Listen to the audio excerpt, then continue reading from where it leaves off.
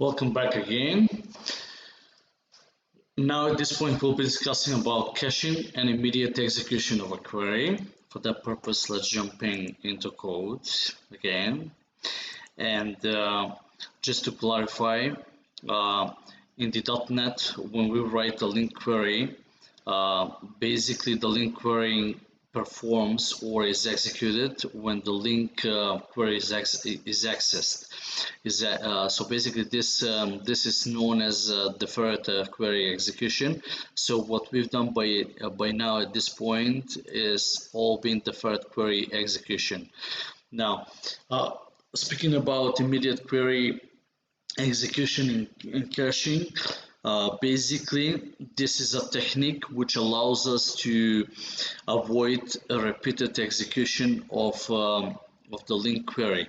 And basically what we need to do is just to convert actually the Linq query to a list or to an array, and that'll be solved. So how do we do this actually in code? Let's say we have a data source. We said let's say, okay, so we're gonna have a string of names, okay, and equals, and I'm just going to type in some names at this point.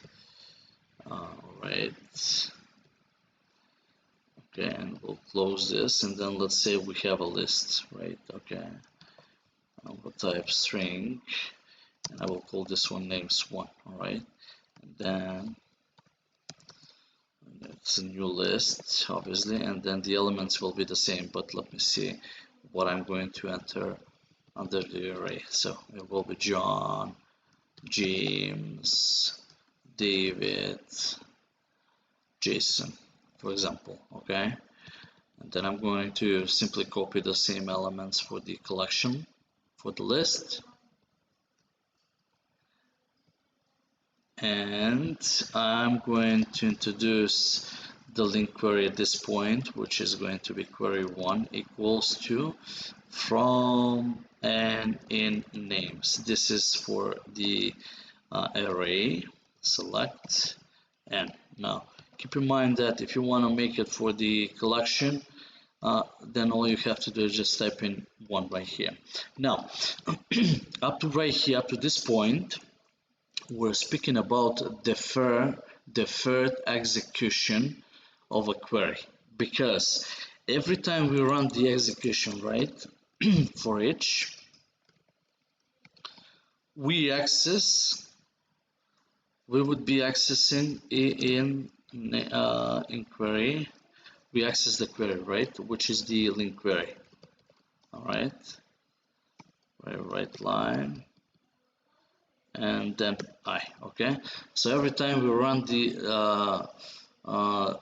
this execution, we're going to need to access actually the query.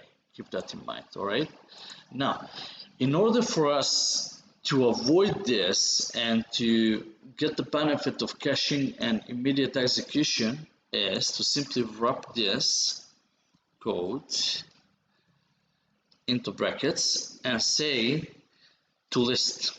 Okay, so this is a simple conversion for the query, okay, which becomes now a type list. It's not enumerable anymore, okay, and we convert it to a list. Let's run it to see how this will work. Okay, so the execution is faster at this point. Or if we go to 1, for example, names1, which is a collection, we can convert this one to an array. Okay, keep that in mind. All right, and this also becomes an immediate execution. Okay,